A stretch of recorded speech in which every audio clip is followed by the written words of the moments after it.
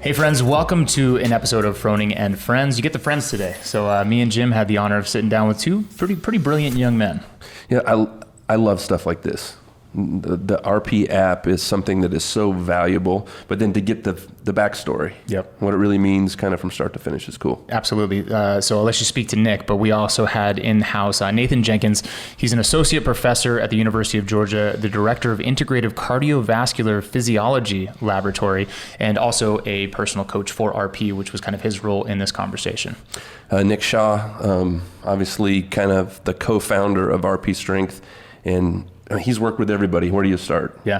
Navy SEALs, athletes, and then to bring that app out and to have it be something that kind of foremost culturally when it comes to diet. Yeah, and not to mention twice, show them that book too. Twice published. The Renaissance Diet 2.0 is the newest book about the diet, and then a book really about goal setting and success in Fit to Succeed. So it was an amazing conversation. Selfishly, one of my favorites, right? Yeah, you guys absolutely. got to dig into the mindset stuff. We got to cover a lot of bases in terms of RP, so we hope you guys enjoy it. Before we get to that, we're going to have a word from our sponsors, and you guys, there's an amazing giveaway that we're coming to the end of. So this episode is brought to you, of course, by RP. It is also brought to you by InsideTracker. Do you want to reach all your strength goals and your life goals too? Do you want to feel healthier than you've ever felt before? You need to make a change, and that's what InsideTracker is all about. InsideTracker analyzes your blood, DNA, and recently added the ability to sync with your fitness tracker to create a one-of-a-kind, science-backed action plan to help you reach your potential for better than ever performance and a longer, healthier life. For a limited time, InsideTracker is offering 25% off of its InsideTracker plan plus free InnerAge. You visit InsideTracker.com/Froning. And again, that's 25% off to start using InsideTracker today because change is an inside job. Now, here's the cool part. There's a giveaway largely based on Rich's Instagram, and here's what it entails. InsideTracker and Rich have put together the most personalized giveaway that they've ever done. I'm calling it a few of our favorite things, or a few of Rich's favorite things. And what you get, 2 custom Froning panels. So InsideTracker has now created a Froning panel where it's like, what does a CrossFitter need in terms of blood metrics? Okay. So it's, it's got a lipid panel. It even goes into some of the metrics that aren't typically in just your standard blood panel. So for someone who's following GPP or especially competitive athletes, this would be fantastic. Those are both worth $299 each. You get a year of MayhemAthlete programming, some signed CrossFit Mayhem gear, an Airwaav performance mouthpiece, freeze sleeve, a personal video from Rich thanking you, a Roguefitness gift card, and actually what's not on here, there's going to be a OneWheel Pint. Is going to be given away. And then also Whoop, our friends at Whoop are going to supply a band and a year free membership. So all of that should just be mind-blowing for you guys. Go to, you can find a link to enter in the show notes or on Instagram through the link in Rich's bio. So go check that out. And any kind of guarantee you're going to look like that? I mean, you can have my guarantee, which is worth absolutely goose egg. But yeah, truly, you guys go because the giveaway is fantastic. But this conversation, Jim, like I said, just feel pretty blessed to be able to kind of sit here and pick people's brains who have made a large difference in a lot of people's lives. It's cool. The practical side, diet nutrition piece is cool, and then it's cool to hear his heart about what he kind of believes about what he wants to do with the app. Absolutely. We hope you guys enjoy it as much as we do. Here's our conversation with Nick Shaw and Nathan Jenkins from RPstrength. Here we are live. We are podcasting. So we got to sit down and go through that live Q&A up at the barn, but thought it would be awesome to kind of follow that back up. We got Jim now involved in the conversation, so I think you'll have some unique points of view. But there's one thing that I want to start with, and it was an analogy that you gave me over the phone when, because of no one's fault but my own, I was following the RP diet on a weight loss track, and all of a sudden the app is like trying to starve me, and I'm like, this thing's trying to kill me. Why does it hate me so much?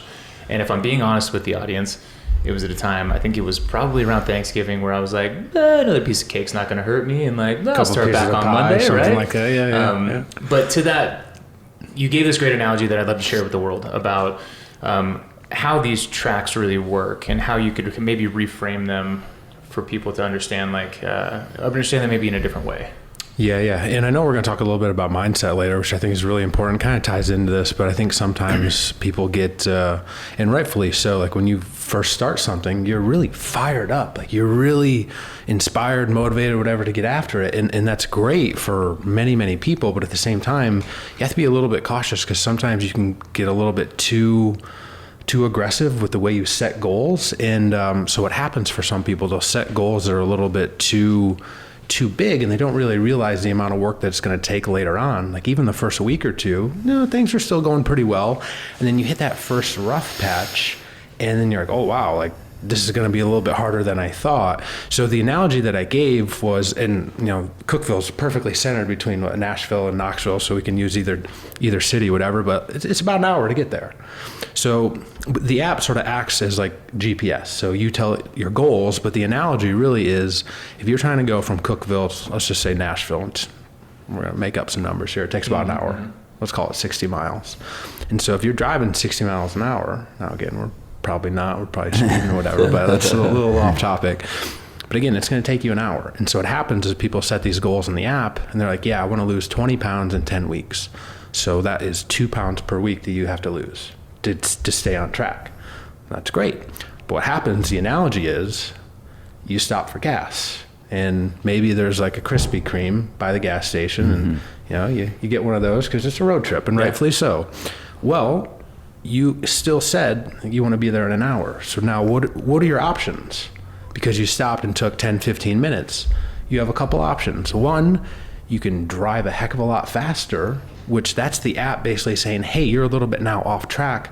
We have to speed things up. We have to reduce your food intake to keep you on the goals that you set originally. So that's one option. The other option is you just extend that timeline, or you just kind of reduce it, and you're like, oh, you know what?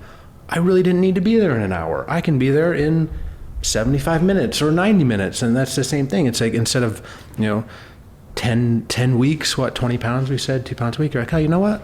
Nah, I can actually lose 16 pounds or whatever, and I'll be okay. And that way it just gives you a little bit more flexibility. And so one of the things I was thinking about really after we chatted a little bit on Thursday was like, I don't want to diminish that. Like, this is 100% our responsibility at RP to help make that more obvious in the app.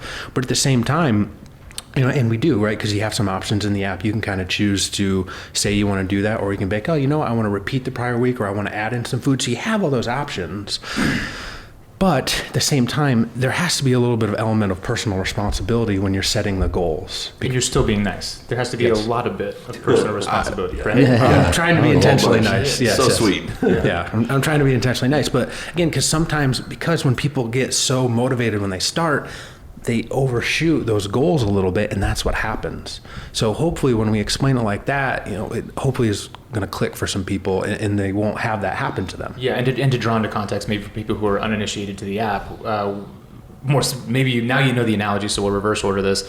And when you do start a track in RP, it'll first ask you about your body composition. It'll ask you some basic questions about like how you're actually constructed, height, weight, etc.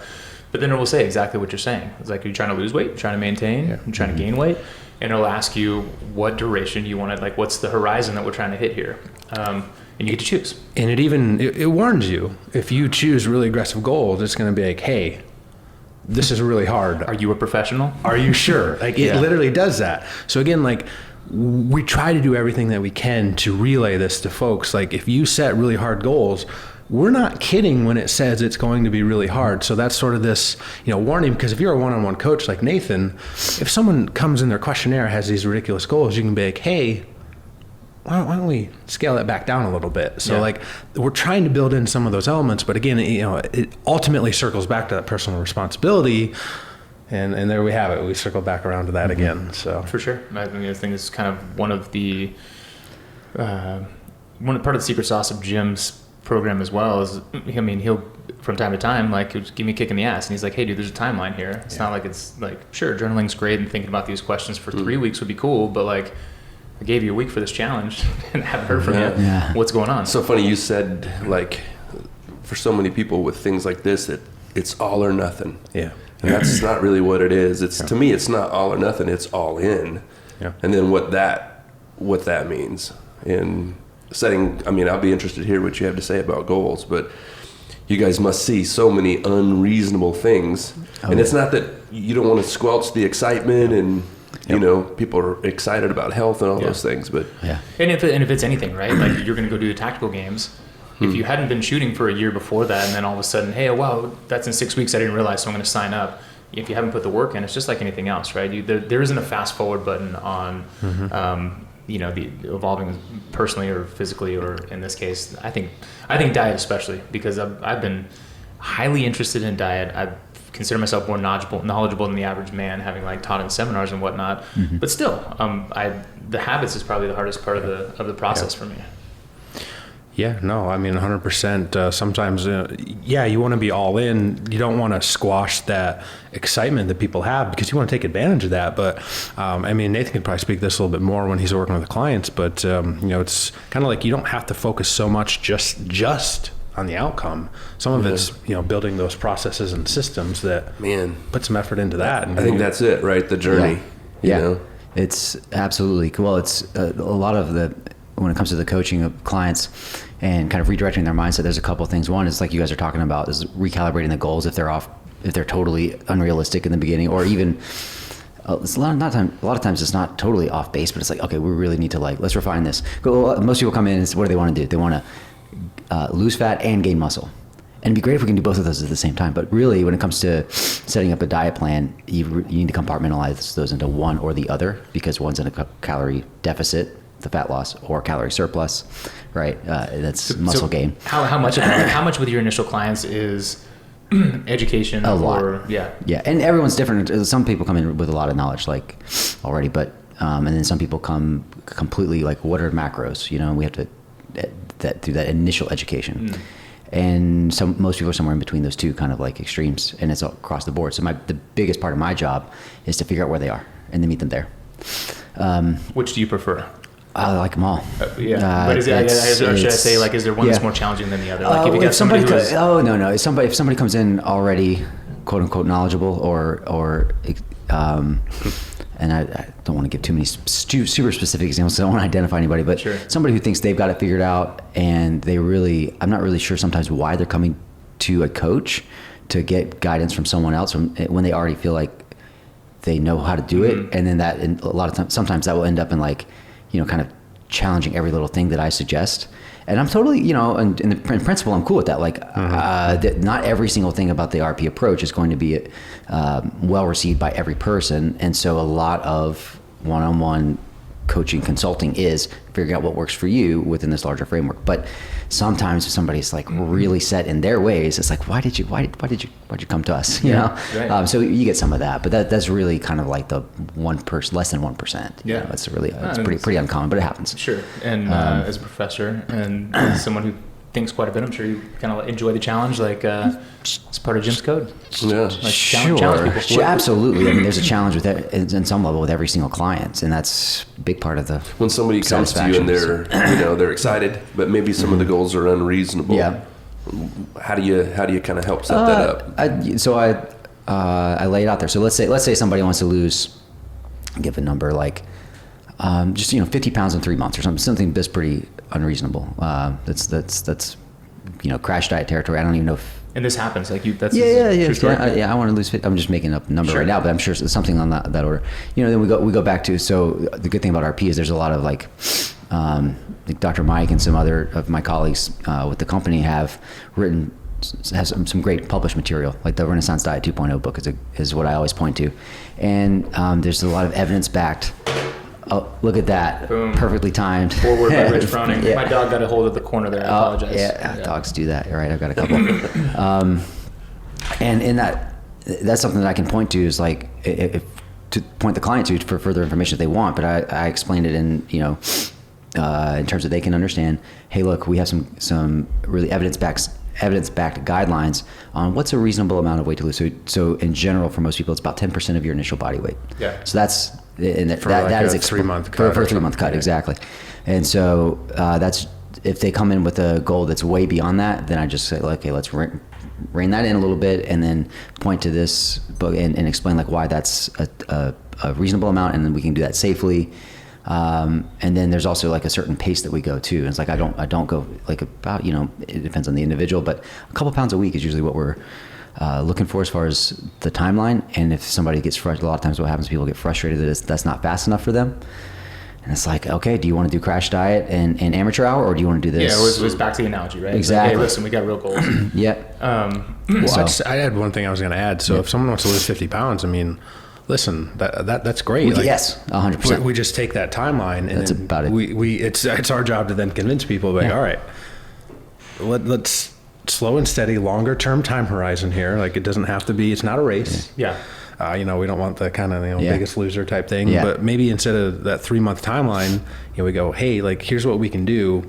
Let's get 20 pounds first in the first 3 months. Yeah. Then let's focus on maintaining that, because that's really the key to helping people. It's not that hard to lose weight, Yeah. but it's really hard to sustain it. Absolutely. And that's what we're after. So if we convince the people, all right, let's do 20, maintain that for 3 months, and then maybe we do another one, get down another 20 pounds. Like, they're going to be happy when they lose 20 pounds and like they don't lose any lean tissue. Like, they're probably feeling better in the gym. And it's really our job to kind of tell people that, because they can't really see it up front. But like, hey, let's just extend that timeline. You're going to be better off. Let me ask you a micro question, then I want to zoom back out. But exactly what you just said. Maybe they're feeling better in the gym. Because I love all the concepts, and I love that idea, and agree that it's hard for people to kind of see the long term. One thing with the app for me, and this will be one of the harder questions for me, and are there plans to maybe integrate that metric, how you're feeling in the gym, into it? Because sometimes I feel as if that's one thing with RP where I'm like, aesthetically, it's great for me. Like, I definitely, when I try and lose weight, I lose weight. But sometimes does that come at the cost of, but my Fran time went up, or my lifts, like, man, my bones feel achy, or whatever it is. Is there a way that I'm missing, or is there a plan to incorporate that? All right, so there's probably 2 parts to that to answer. So one, it becomes a game of trade-offs. Yeah. And when you really want to lose fat, lose weight, now again, if you do it slow and steady, you take that right approach, you can really minimize that. And for sometimes, especially in CrossFit, if you have someone that's a little overweight and they lose some weight, they do better in the gym, because now body weight stuff is really feeling good. So that's kind of one part of it. It's the slow and steady approach.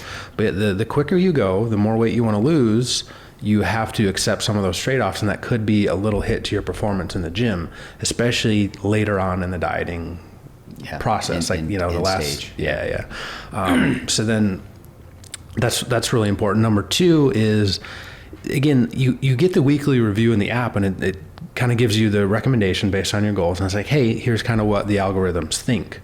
But you always have the option to be like, hey, you know what? It doesn't specifically explicitly say that, and then again, like, that comes back to us. Like, we can just probably do a better job of working that in, and absolutely, like, we want that feedback. But you can always choose to repeat the prior week, or you can actually choose to add in a little bit of food each week. So it's like, you're like, oh man, like, I had a real rough week in the gym last week. Like, the app wants me to cut a little bit more, but again, that goes back to being able to extend that timeline a little bit and be like, you know what? I don't really care if I lose 12. I suppose, and love me for challenging you. Don't get mad at me. Oh, no. Listen, I think it's great. What I guess I would love in that process is, again, there's personal responsibility in it. Like, is adding more food back in going to solve this quote unquote problem that I'm having? Or was I working too long and like, there's other factors involved in whether or not you're recovering well and all that kind of stuff, right? But maybe a couple of those selections, like, how'd your workouts go? Like, not just, Oh, 100%, man. I think that's a really good idea, especially for people that are more performance-based using the app. Cool. Well, I copywrote it, just so you know. so now I'm written in. That line of code. Talk about prices later. Co-founder Rory, Co-founder, I love with the human, that's one of the distinctions, too, between the artificial intelligence, the robot-based coaching, and human one-on-one coaching as well. I use those conversations with clients all the time.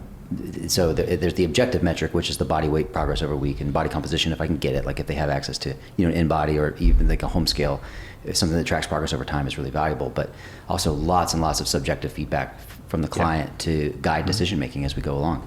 How you're feeling is one, and and I actually like the objective performance metrics for the CrossFit clients, which is what my specialty is within RP. You got faster, or you didn't. Yeah, you got stronger, or you didn't. PR, like if it's raining PRs, and your body weight isn't progressing quite at the initially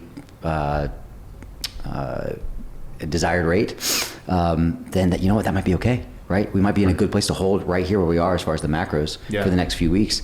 And let's just see, maybe the body weight will kind of catch up. A lot of times what happens too is they're gaining muscle as they're fueling better, right? So one of the things about the RP diet is it gets protein levels up to where it's kind of more optimal than most people just would naturally eat. About that gram of protein per pound body weight per day is a pretty good number to support sort of the support muscle mass. So it can happen. I said a while ago, those are two different goals, but it can happen. You get this recomposition, especially for newer folks. You get this gain of muscle and losing fat at the same time. That's something that's going to be masked by just the scale weight.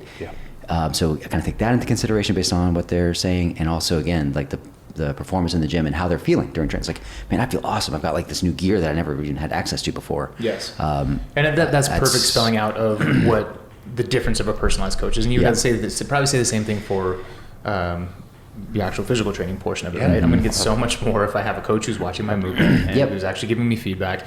But the app, just to back up what I said previously, like of anything that I've used prior, does an amazing job. So I want to make sure that I put that out there as well.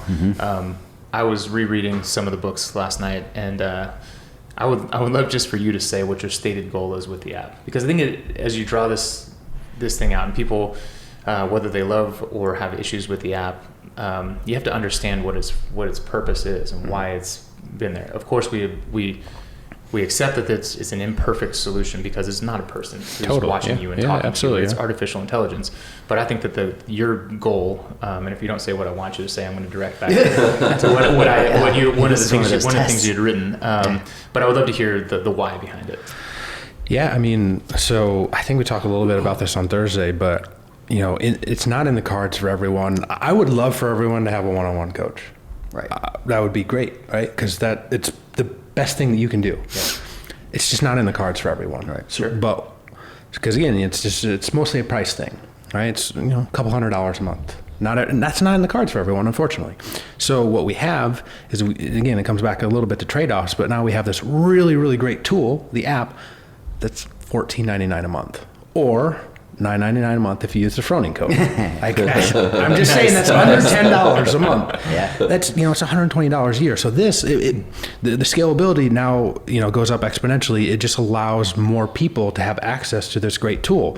So I think what you were hinting at, and it took me a second.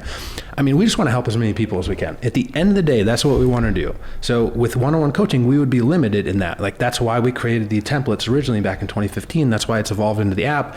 I would personally love where, we're helping millions of people. I had read that you wrote that, and it made me think of Jim too. Like, through the process of mindset, we've become close friends as well. And it's like, I think that probably everybody in this room, anybody who's a coach or drawn to that naturally has the desire to like help people and impact. But to think that you realistically, because now I'll ask you to kind of talk and humble brag about the app, like how many it has reached, but to be able to reach even just 1 million people and have a positive effect on people's lives is like life well lived. Wow. It's amazing. Yeah, I mean, I think we could probably comfortably say, like, again, like we go back to probably 2015 since we created the original like OG Excel diet templates, like, a couple 100,000 people we've probably helped. Like that's really, really cool. So I think someday we'll be able to make that claim that we've been able to help millions of people, which like that's what happens. I mean, what really matters, being able to help people, whether, again, like fitness, I'm preaching to the choir here, but fitness does so much more. You get that fitness, it literally improves all parts of your life. So if you can do that, the difference you can make it's really, really cool. Yeah. And ultimately, in many ways, comes back to what you're putting into your body too. Yeah, absolutely. Mm-hmm. I don't know what you do with this information, but I thought it was really cool. But Kelly Norwood is an old friend of mine through media stuff at the CrossFit Games, but she was here yesterday. She's a civilian, but she works with the Army Warrior Fitness team on the business side of things. And, Rich walked by, Tasia walked in, and then here comes Nick Shaw, and she's like, oh my God, total fangirl, And I know you guys had a quick discussion. She's like, crazy. I follow his wife's recipes. I've read all the books from back in the template days. So if you're anything like me, like when people are like, oh dude, you coached my level 1, or hey, I used to be a client back in the day, and you really kind of like maybe enjoy fitness again. Like, I would take that over just about that's huge. anything else in the world.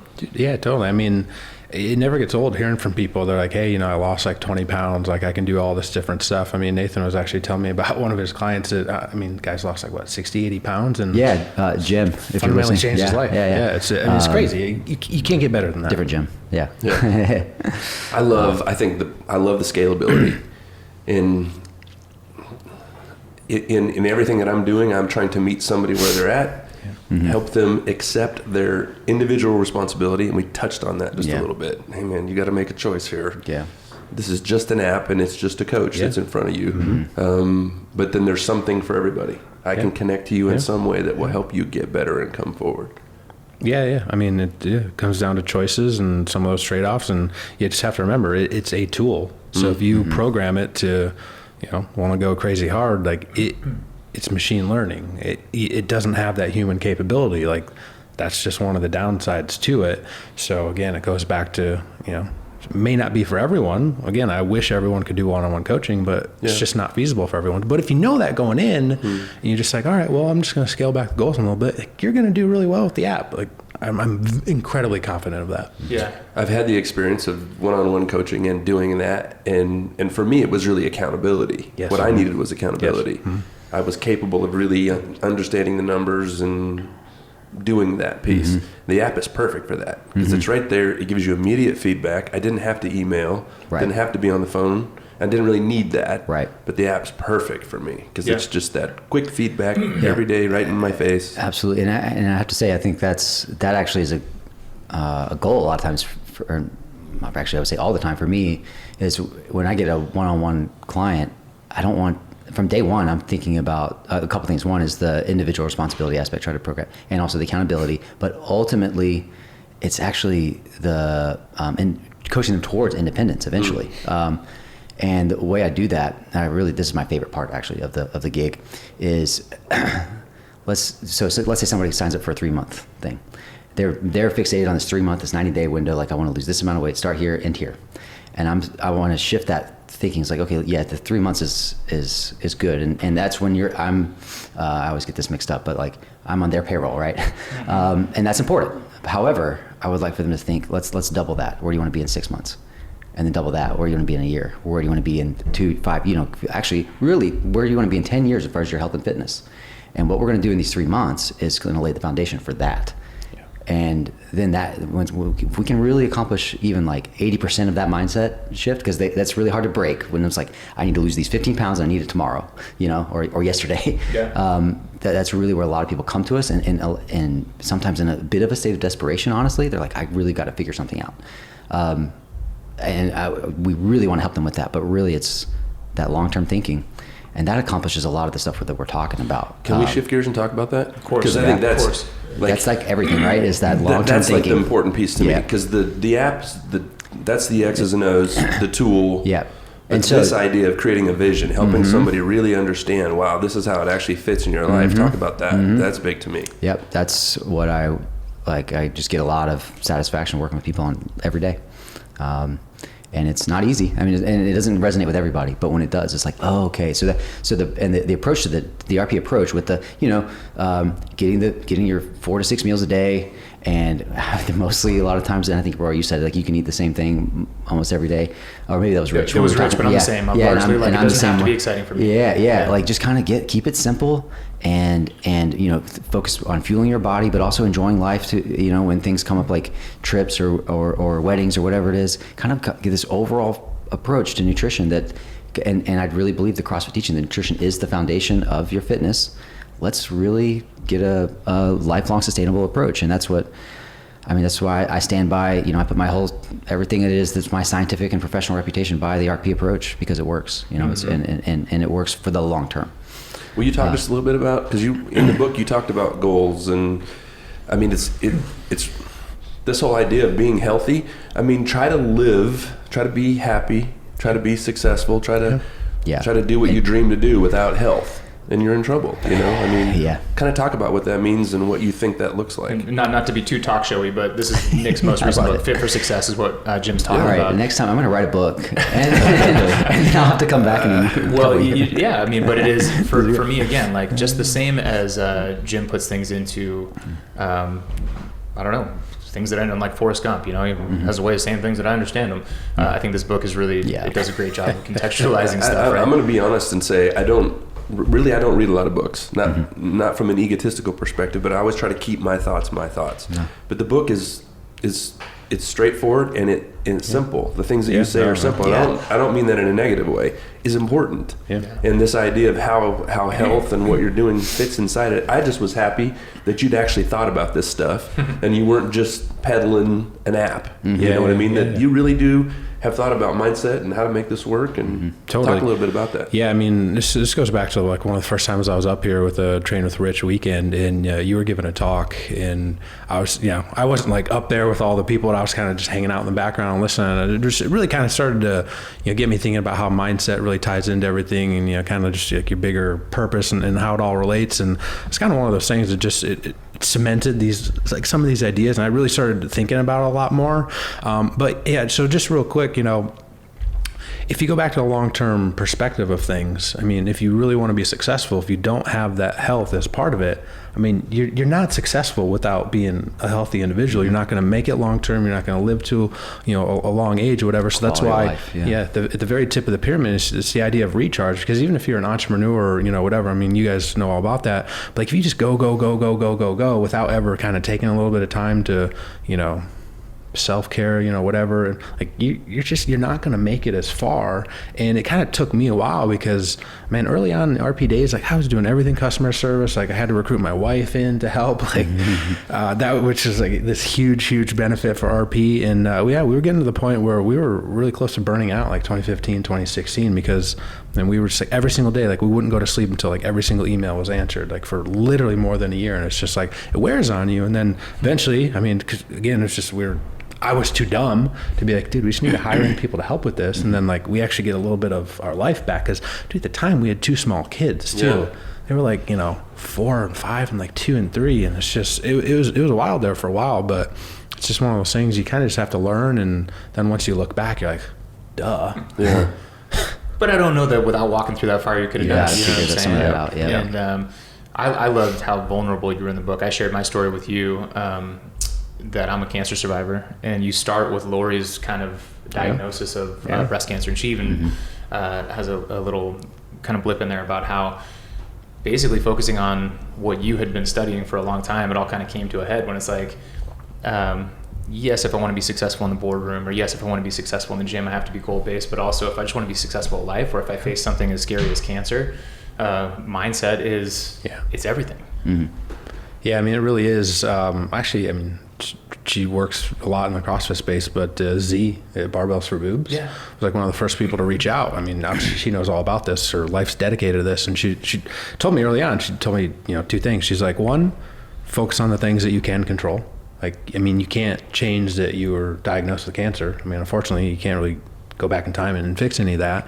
And then 2, she's just like, you got to keep a positive mindset. And like in my head, I kind of had this like rough idea of the pyramid that's in the book. And I'm like, well, geez, that's 2 of the 7 things. So it's just, everything ties in. And when you look at it, I think in that perspective, bad things are going to happen. You can't really control that, but what can you now control? Like focus on the things you can. And usually just those little steps in the right direction give people a lot of hope, because they're like, wow, like things that I do actually matter. I'm going to start focusing on these. You get that little bit of control, those good feelings back in. And now you're a lot more hopeful and optimistic for the future. Yeah. Will you explain the pyramid just a little bit? Kind of talk about that? Sure. So pretty much everything we do. I'm trying to give a visual. So don't give it all away. Mayhem buy it. But. No, it's like, you can get a copy on Kindle for like $2.99. Like, you can do that or whatever. Yeah. Right. But anyway, so like all of our books on the RP Diet 2.0, we have a pyramid, and we have a recovery book. There's a pyramid. It's like basically the priorities, like what's the most important. Those things are at the bottom. Yeah. And just kind of one day, I was like, man, I should do one of like, the the things that really make people successful, whether it's fitness, whether it's business, whether it's overcoming adversity. Like that was a cool thing. It really, kind of tied everything together, working with top athletes and, reading a bunch of books and, a little bit of personal insight, after our 2020 year, but it really just kind of shapes, well, what are things that really tend to matter the most? So, work ethic. So at the end of the day, you can have all the ideas in the world, but unless you actually implement them and take some steps towards those, nothing's really going to happen. Yeah. And then after that, the internal locus of control. So again, that's just basically focusing on the things that you can control. So external locus of control is more things are happening to you. You don't have any say over them.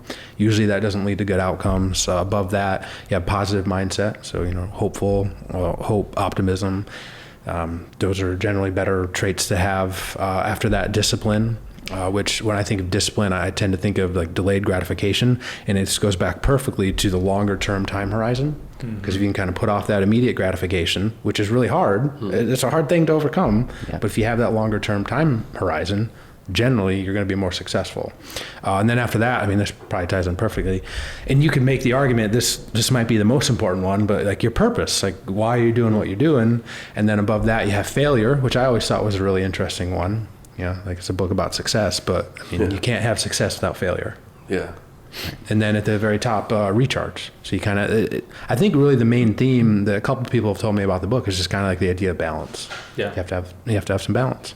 But I like it from both the nutritional and the lifestyle standpoint, where it's like the pyramid could also be like, you could flip it on its side and be like, do this, then that, do this, then that. Like get this stuff in order. And even with mindset, if I'm being honest, it's like, there's some stuff initially like that you got to get under control before you can ever get to values, right? Like it's the end of the book or the end of the process where you're like, here's my code, right? Yeah. You don't start with the code because you got to get to it, right? Yeah, I love the analogy of just lifting a barbell. What's the most important thing when you step to the barbell? It's your feet. Mm-hmm. And everything after that doesn't really matter in the end. Well, let's put it this way. Everything after that we can back up and fix, but your feet are the most important piece. And if we can get that right first, and you said foundation, I heard you say it. Foundation, setting that foundation for the app and diets and all those things to work, really important for you to be able to maximize it and not get, I call it lost in the the job or the task. I think to be able to get back. Guilty. Yeah. You got to be able to get back and re-aim, right? Yeah. So this idea, I love it. Like if you think you're going to be successful in life without facing adversity and failing, we're just in trouble. Yeah. And so to be able to recover from that and get back on track is an important skill. And there's so many parallels too, because my world, I'm like with the clients every day in my inbox all the time, and it's like we always talk about aiming for about 85-90% adherence to the plan, and it's like, okay, well, why not 100% perfection? Well, it's because it's just a reality that you're going to go off plan to some degree, and we want to be prepared for that and not, just completely panic and be caught totally off guard when you do go off track, and then completely self-sabotage the whole process. I heard, Nick, you actually, I think it was, I can't remember if it was on your podcast, our podcast, or just kept talking with you, but it's like when you stub your toe and you have an accident, something goes wrong, do you then proceed to bash the other 9 toes? No, you don't do that. It's you fix it and you address the problem, and then you move and you keep moving forward. Just don't want to be too thrown off by I bet you've adversity. Got an interesting perspective by being we're about the same age, and but you're a college professor. Yep. So you're working with college kids all the time. Yep. It's obviously outside the boundaries of RP, but still you must see it must be interesting, like trying to, I don't know, mentor. I get the chance to do a good bit of that, and I also work with graduate students in my lab and stuff. And like these themes, they cut across whatever it is that you're trying to do, like career trajectories, and what I really in the classroom where this kind of stuff that we're talking about applies is I do not have kids memorize stuff for exams. Like by the time they get to my class, so it's for context, it's exercise physiology. They're third year juniors, and they've had their anatomy and physiology and all those prereqs, and they're now in our exercise science major, and they're taking their core classes that they're super excited about. By that point, they're professional memorizers. They can like all the the periodic table and the chemistry and all this. And to me, that's the kind of maybe it's foundational in some sense, but it's the lowest level of learning. It's a buy-in, yeah. Yeah, it's like, can you talk your way out of a paper bag and have a conversation with me about, metabolism or whatever the topic is. I don't have the metabolic pathways like we talk about, in CrossFit. I teach that stuff from the textbook standpoint as well. And they're not memorizing all the 12 steps for the 10th time because they did it in high school biology, and then they did it again in college biology, and they've done it for all these classes. I don't care about that. But can we actually apply that to the context of a human exercise in a big picture sense and talk about, okay, which metabolic pathway you're using under different circumstances and that stuff. And that blows they can't do it. At first, they literally, they freak out on me because they just want to brute force memorize their way through it. Mm-hmm. And I'm sorry, I'm not interested. We're not doing that. Yeah. Let's have a conversation. So that's what the higher level here is, practical. Getting practical and thinking long term. That's what's going to be most efficacious for them, is to be able to converse and apply knowledge as opposed to just memorizing stuff all the time. No, I love it. So development. Yeah. Sure. Yeah. You have 2 kids. Yes. How old are they? 9 and 7. You didn't say that with confidence. I was like, I'm pretty sure. Yes. 2 that I. Do you introduce them to these kind of concepts? Like, I'm always telling Jim, I'm like, dude, at almost 40 years old, like, I wish I had, same as everything. I wish I had CrossFit earlier. Sure wish I had this mindset course when I was a kid. Like, but do you introduce them to the concepts? Yes. I was just talking this week with someone about this idea. It's just like, man, parenting's really hard. It's, here I am, and I'm in my 30s, but I'm like, I'm just now learning some of this stuff, and I'm thinking in my head, I'm like, man, if I would have known this when I was, such an early age, like, how much better would it have been? And then, I try instilling it in my kids, and it's like, I don't know, I can't even think of a good example, but sometimes they'll get frustrated if they make a mistake, and I'm like, listen, that's going to happen. Like, I'm certainly not perfect. Mm-hmm. Mom's not perfect. Right. Like, it's okay if you mess up. And I'm just like, man, when I was 9 or 10, like, I didn't, that's in one ear, out the other. So yeah, it's something that, I don't know, I'm always kind of thinking about, but I'm like, my wife's always just like, just ease off them a little bit. Like, just ease off. I'm like, yes, I know that. But it's so hard because, and it's funny too, and maybe just paste the pyramid on the wall, like behind Fortnite. Yeah. See it every once in a while. Well, so when we were doing all the homeschool stuff, I bought like a little poster that was all about, like growth mindset versus fixed mindset, and kind of had that setting there. But this is one thing that I was telling Nathan about. And like with RP, we have like all these fantastically smart, gifted people. Like, they're all way smarter than I am, of course. It's like I'm very good at kind of giving that autonomy to them and not micromanaging. And then like, I catch myself thinking about that when it comes to parenting. I'm like, I know that I need to do that with my kids, but it's so hard because I'm like, well, they're young, like, they don't know all this stuff. And I'm like, it's this balance. I have a real hard time with that because I want to. I literally know what is best for you. Like, please do this. But I can't do that. I know that I can't do that because it's going to backfire. So it's so funny because you guys are saying the same thing. The theme is the same. You're talking about your students. Mm-hmm. So I'm a little bit further than all of you guys in parenting. Yeah. Just I'm older. Yeah. No kids here, so you're way further than. And that's the only reason why I'm saying this is I was in your spot thinking about what in the current. First, here's the realization: I'm a friggin' idiot. Yes. And I've made all these freaking mistakes. This is me. No, I'm talking about myself too when I say yes. I'm talking about you guys. I'm crushing it. And then I'm looking at this little human being that I love more than life. Yes. So, like, okay, here's what the truth is, but I haven't done it all right. So, you're dealing with all of that. So here was the formula I came up with, and it was kind of the genesis for some of the things I talk about now. All right, rules. It's kind of what you were saying. They come in, they want to give you all the stats, all the rules, and you're saying, no, make it practical. Mm-hmm. Rules were a reserve parachute. I didn't want my kids to be rule followers. Mm-hmm. And that was the only thing they could do. So we got 70 rules on the fridge, and they got to get up and check those things off. I wanted them to be critical thinkers, Mm-hmm. So I'm like, all right, so this is what values are to me. So when they were little, I started with kind, gentle, and generous. And those were the first 3 values I started teaching them. So I could say to them, You just hit your sister in the face. Was that kind, gentle, or generous? No. Okay, well then why are you doing it? Yeah. And they had to critically think based on this value, or where your feet are, or the foundation of the person I was trying to teach them that I thought they should be. Instead of rule number 7, go to the fridge. Rule number 7 is don't hit your sister. And then we started creating these little robots who came in and they couldn't critically think about things outside. So to me, that was the solve. Yeah, I like that. That's good. Love that. Yeah. And that became kind of the basis of what we talk about. And I love what you're saying when it comes to, hey, I've got this tool for you right here. You can call him. You can get on here. And it's a great tool, but we got to step back and figure out how it fits in the vision of your life.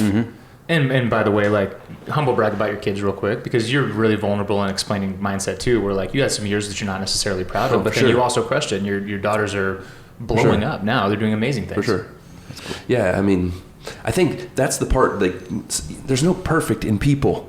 Yeah. There's perfect in puzzles, but not in people. So when we start dealing with people who come to the app or come to the book or whatever, you're going to make a mistake. Just don't make it as, I want to make it once. I want to make it twice and then be done with it and learn from it and not make that again. Reflect. And some mistakes cost you big time and you pay the rest of your life. Probably none of them on the RPstrength app. You went over a bit, you're okay. Regroup. You don't have to throw the whole thing out, you know? I'm big on having a short memory. So reflect on a mistake once it's made and see what you can learn from it, but then don't dwell on it. Plan and then think about, okay, what can I do better to plan for the same scenario where that mistake could happen again? How can I prevent it? What can I do better? That's huge. I want to give a shout out to George Krause out there mowing the yard, just in case the microphone's picking up. Good friend of mine. Hey.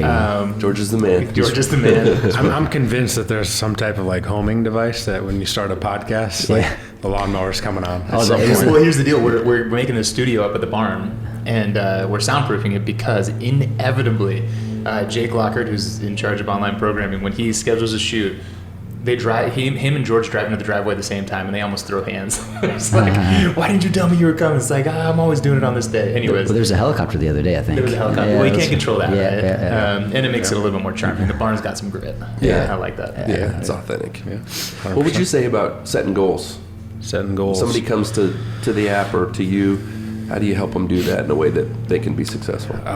So kind of two things. It's one, talking about the time horizon and sort of what your goals look like and what's realistic. I mean, you can go back to what is it, the SMART principles or something like that when it comes to goal setting. Specific, measurable, attainable, realistic, time bound. I mean, that's a good start for sure. But one of the things I found really interesting, and mentioned this a little bit earlier, but it kind of ties back to, I think like the proper term is called like this like hot cold empathy gap. And so a lot of people, they set goals, when they are inspired, they're motivated, and it's so easy. So for example, I'm thinking about doing Murph here in a couple of weeks, and I'm trying to strategize how I'm going to beat last year's time by a little bit. And I'm like, breaking down, okay, so I got to run the first mile in this amount of time, and then I got to go through the 20 rounds in this amount of time. And I'm doing all this, and in my head, I'm like, oh, that's easy. Like, that's easy. And Nathan and I just did, Cindy all 20 rounds Thursday. And I'm like, oh man.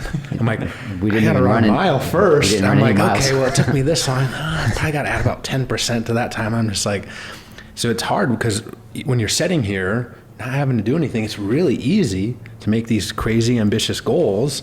And that's where a lot of times people are starting from, because they download the app, they're sitting on their couch, they're watching Netflix or whatever, and they're like, oh yeah, 20 pounds, 3 months, easy, I can do that. And then first week or two, cool, they're probably crushing it. You get to week 3, they hit that first like stumbling block, whatever reason. They're traveling or something happens, and they're like, oh, holy crap, like this is going to be a lot harder than I think. So really, I think it's for us trying to kind of catch people before that and just kind of reinforcing these ideas that it's okay to go slow and steady. Like, it's not a race. You don't have to go as fast as possible, because usually the faster you lose weight, the faster it's going to come back on. Right. So if you can, again, like that's why the app tries to warn you. But again, like you have an app. Like, how much do people read every single thing? Actually, real funny. So our app guys, and Roy, I got to show you this video after, but they sent a video of like basically developers watching someone like trying to use the app that they had designed. And it was like one of those little shape things that, like kids would be using.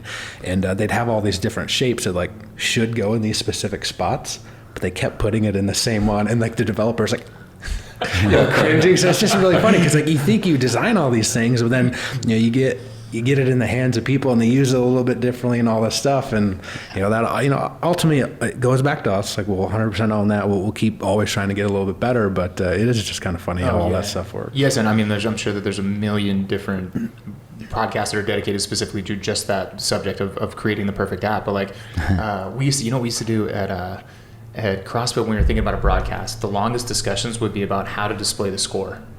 Because you think about, well, in this workout, like, when one person shifts to the next movement, does every workout thing you know what I mean? There's a million different ways that you could visually display a CrossFit workout live on screen to show who's in front, who's behind, and what they're doing next, and all this kind of stuff. And back then, you're trying to introduce an ESPN audience who's never seen this before, and they're like, oh, wait, what, they're doing the one-leggy things before they throw the ball in the air, and like all that kind of stuff, So there is no perfect way. And you can imagine, like, those discussions, that I loved them because it was like everybody's mind was just firing creatively. That's fascinating. To your point, it's like, I mean, you could think that you've absolutely nailed it, and somebody's going to be like, oh, that doesn't make any sense. But well, ties back into the whole idea of failure. I mean, you can have everything perfect in theory, but you got to get it out there. You got to let people test it. You got to let people get that feedback, and then you got to take that feedback and just keep iterating, keep improving over time. And it's the same idea really at the end of the day. What are some of the qualities of somebody that's successful using the diet that you kind of see universally, that you can say, here are 4 or 5 things that I know really work? Long-term thinking. Yeah. That's in one sentence. I don't know. The other 4 or 5 would kind of flow from that, I think. But for me, it's all about that long-term goal setting and planning, and like, where do you want to be in a year, 5 years, whatever. I think for me, that's 100% the defining principle. I like that. Long-term over short-term thinking. Well, so we had Nathan and I had a conversation on the RP podcast recently about like what makes a good client, and one of the first things was, because I remember back in the day when I used to coach people, you get some people they would ask like 5 or 10 questions like right off the bat, because they want to understand like why, how, and then they want that, and then they're just ready to go execute after that. They want to put it into action. But they had these good questions at the start to help clarify things, so they have a clear understanding. And then it's like, great, okay, now I'm off and running. So I always thought that was interesting, because you can kind of tell sometimes. You can tell just the way people are asking questions at the start. You're like, this is going to work, or you're like, I know this person's going to crush it. Or sometimes you can be like, it's gonna be a challenge. It's gonna be a challenge. Yep, for sure. Yeah, that's really good. I think, like, I love what you say, long-term. Long-term. I love to use the word of vision. And that's been overused. It's so hard to find the right word sometimes, Totally. But at the beginning, can you tell me a little bit about, I could use the word why. I hate using that word too, but let's talk a little bit about purpose. Let's talk a little bit about goals. How are you going to stay motivated? I think there are 3 or 4 components that are really important. And then the tool really is powerful. I'm curious, how, when you work with your mindset clients and your courses and so forth, how do you treat that variable, that motivation? Like, where does motivation fall into your framework? There's 3 really important components, and without the 3 components, you can't ultimately be successful. At some point, you're going to be off track. One, you got to have this idea of identity nailed down. So who are you as an individual, and what does that mean? Where do you fit? And I think you have to be able to articulate that. So alone in the dark, before anything happens, you got to know what that is.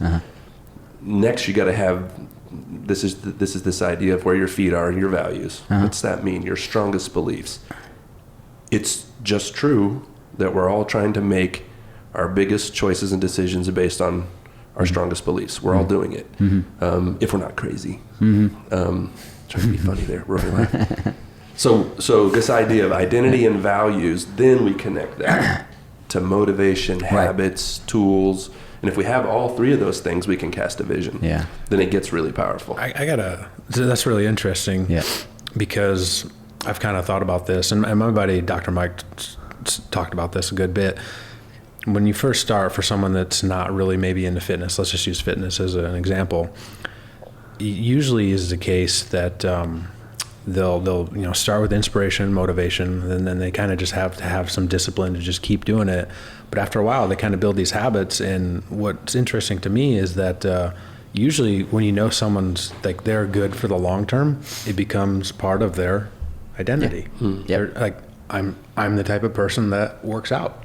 Right. And then, dude, if you have that, I mean, you're good. Because think about what you said earlier. It's crazy because either we learn to control our emotions, to discipline them, and get good at that because we're humans. Yes. So it's a skill. we do that. It becomes a skill set that and then we learn to use momentum.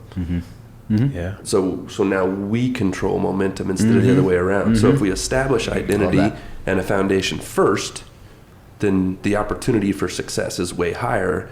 Instead of, ooh, I made some great habits. I've done all these things right here. I'm motivated. Well, what happens when you're not motivated? Yeah, that's and what happens when COVID hits? Yeah. And what happens when somebody in your family gets cancer? And I'm not trying to be bad here. I'm just saying life throws us opportunity and success. Or opportunity and adversity is what I'm saying.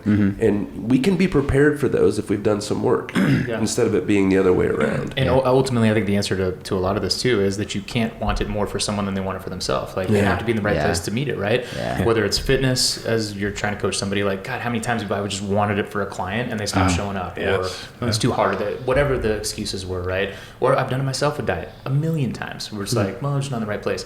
I'm at gym at a perfect time in my life, like I was bulletproof and no questions and happy, optimistic, whatever, and then you get later in life or whatever, you get a little more retrospective, you got kids, and it's like, I'd like to have this a little bit more figured out, but you can't want it more for someone else than they want it for themselves. And Ethan, is it supple or souple? Supple, I believe. Have you seen this? He was in the most recent Rogan. You'll recognize him as like the fat guy actor. Oh, I saw that. And he just turned it around 100%, and he gave a lot of credit to RP. Yeah. And he's like a perfect example. I think that he discusses that. He was, for the longest time, he was telling himself, I'm the fat guy. And other people were telling him. Identity. Right. They were role casting this thing, Oh, man. And he flipped it around. It's crazy that the app, and the diet is arguably one of the best tools out there, period. Thank you. Arguably. And if you get somebody who approaches it with being able to set the goals correctly and the mindset, they're going to be super successful. It's going to happen. And it's going to work. Yeah. This is a tool you really can use. Yeah. If you'll come with some individual responsibility and got some goals that are manageable. I mean, that's why I think it's great having these conversations, because we spend a lot of time on the RP podcast talking about these things.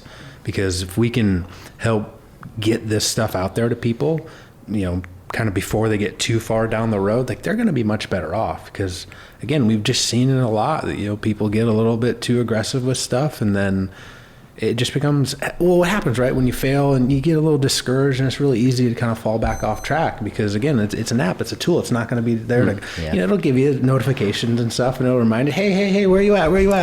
But again, it's like, it's not that like was a non-specific reference. The app the other day was literally like, hey, playa, you haven't opened me in a month. What's going on? But with like a human coach, they can kind of just ping you every week and be like, hey, I'm just checking in. I'm just seeing how you're doing. Like, let me know if I can do anything for you. It's, but the app, it's a tool. Yes, it is. It's a tool. In the culture we live in right now, it is what it is. And I think sometimes, especially in the Western culture, we expect too much from social media and some of our tools and some of those things. We expect too much. We don't do, and I'm guilty, 100%. I'm not saying I got this figured out. I think we all are. Holy smokes, from this idea of individually being responsible and doing the things that I need to do, and then approaching the tool the right way and having it work. It's definitely not the app's fault. If somebody fails, I'm just telling you, it's not going to be the app's fault. Sure. We can go back and look, and I'm not trying to be mean. I'm just saying. Well, no, it's true. And part of what I'm really excited about, sorry to step on you, but for the partnership with Rich and both Haley and Al as well, and Mayhem, is that we love to hope do a better job of telling these stories ourselves, so that people can get more accessible, hear this information. Yeah. I saw, I can't tell you how many YouTube comments or personal people who have reached out to me just since we did that live. Oh, yeah. And your analogy, or your difference of spelling out, hey, this is not a tracker, this is a planner. Yeah. People are like, oh, that changed my use of the app completely. Yeah. Well, so I mean, I literally got on our Slack channel at RP and was kind of telling our, engineers and, designers and stuff. I'm like, hey, like, I think this really resonated. I'm just like, how can we maybe make this a bit more clear in the app? Because again, like, going back to what you had said, social media and, whatever people use and stuff like MyFitnessPal, you just kind of come in with these, I don't want to call them misconceptions, but you just come in. It's like an assumption. With assumptions. Yeah. And you're like, oh, well, I've used a billion other food trackers out there. And so just you come in with that mindset. And it's like, if you can just kind of make that shift, and sometimes people get it, and those are the ones that just crush it. But the people that can't make that mindset, they get a little frustrated because they'll go eat whatever they want. We had some good meals the last couple of nights. Like, I'm not tracking that backwards in the app. I'm just clicking, yep, I'm over macros. Like, I'm not touching that because you got a 20-ounce steak and something like it's not fitting in the tracker. So boom, just over macros. That's it. I'm not trying to use it reactively. I'm trying to be proactive with it. Ooh, I like that. Yeah, and actually that was being proactive. Yeah, that was huge feedback that you gave to me not long ago. Like, I told you I use those prepackaged trifecta meals, and sometimes they're bang on for the protein and the carbs, but the fat's off by 10 grams, and you're like, dude, like, that's why it says roughly at macros, not exactly at macros, right? Yeah. Consistency is more important than perfection, what Nathan had said earlier. So if people can recognize that, you can get really in trouble trying to be 100% with things all the time. But if you're okay with being 85, 90% for the long run, you're going to be a lot better off. Yeah. And then how long until I look like Rich? 3 months. 3 months. Across the board. That's so you heard it.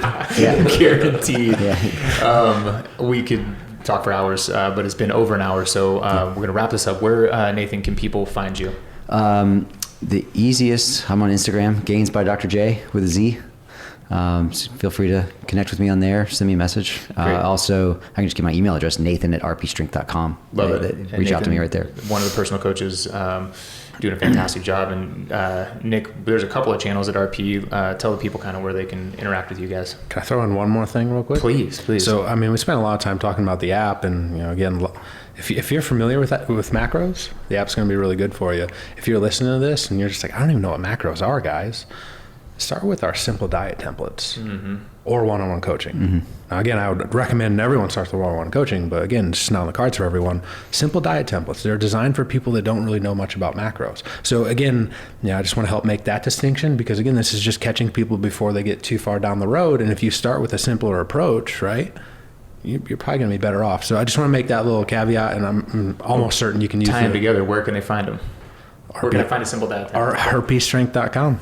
It's Perfect. as easy as that. I'm almost 100% certain you can use the Froning code on that as well. The code is Froning, but give us all the Instagram channels as well. RP Strength, that's where most people know about us. If you do want a little, motivation, inspiration, RP_transformations. We've got just, a ton of cool client stories that people love to share all the time. It's really great. Myself personally, at nick.shaw.rp. And then, of course, all the books can be found on Amazon or on the website as well. Yep. Highly recommend them. Great reads. Yes, and as Jim said, it's just really well done in terms of taking this kind of a big concept and boiling it down in a way that people can chew on. Thank you so much. As always, you can find Jim at Jimmy_Hensel. Be careful when you go there. On the you never know what you're going to get. That's right. Jim is intentionally dangerous, right? That's it. We're working on it. Love it. Hey, thanks, guys. I can't wait to do this again. And it's been great having you guys down here. It's been way too long. Thanks for having us. Yeah, I was just going to say, man, it's always a pleasure to come up here. Everyone's just super nice, super cool. We really do appreciate it. You guys are great. Cool. Thank you, guys. And that's a wrap.